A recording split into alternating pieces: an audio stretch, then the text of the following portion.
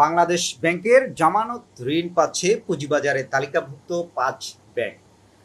আর্থিক খাতে নগদ সংকট কাটাতে দুর্বল ৫টি ব্যাংককে ঋণ দিতে শক্তিশালী ব্যাংকগুলোর কাছে জামানত দিচ্ছে বাংলাদেশ ব্যাংক। বৃহস্পতিবার ৫টি ঝুঁকিপূর্ণ ব্যাংকে চিঠি দিয়ে এই বিষয়ে চুক্তি স্বাক্ষরের জন্য সম্মতি প্রদান করে কেন্দ্রীয় ব্যাংক।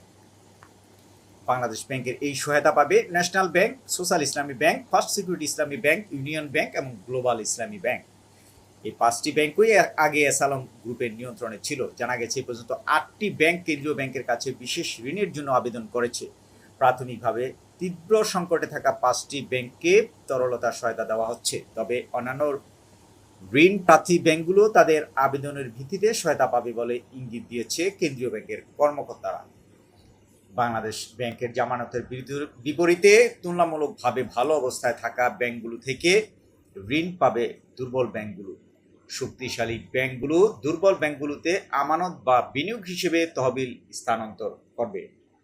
এর জন্য প্রথমে দুর্বল ব্যাংকের পরিচালনা পর্ষদের সিদ্ধান্তের প্রয়োজন হবে, তারপর কেন্দ্রীয় ব্যাংকের সঙ্গে একটি চুক্তি করতে হবে।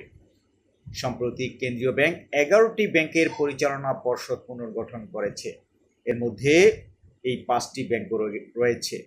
বিভিন্ন নামে এসব ব্যাংক থেকে নেওয়া বিপুল পরিমাণ ঋণের ক্ষেত্রে আর্থিক অনিয়মের অভিযোগে কেন্দ্রীয় ব্যাংক সহ বিভিন্ন সংস্থা তদন্ত করছে।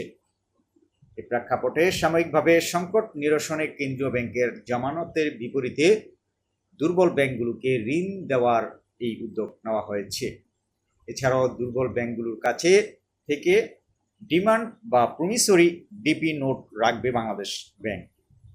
বাংলাদেশ ব্যাংকের একজন ঊর্ধ্বতন কর্মকর্তা জানিয়েছেন, যখন কোনো ব্যাংক সংকটের মুখোমুখি হয় তখন সাধারণত কেন্দ্রীয় ব্যাংক থেকে বিশেষ ঋণ দেওয়া হয়। তবে বাংলাদেশ ব্যাংক থেকে ঋণ দেওয়া সরাসরি অর্থ ছাপানোর মতো, যা অর্থ সরবরাহ বৃদ্ধি করে এবং মূল্যস্ফীতির উপর চাপ সৃষ্টি করে। ইতিমধ্যে মূল্যস্ফীতির হার অনেক বেশি। কেন্দ্রীয় ব্যাংক সরাসরি নগদ অর্থ প্রদানের পরিবর্তে অন্য ব্যাংকগুলো থেকে এখন এই ঋণের ব্যবস্থা করেছে।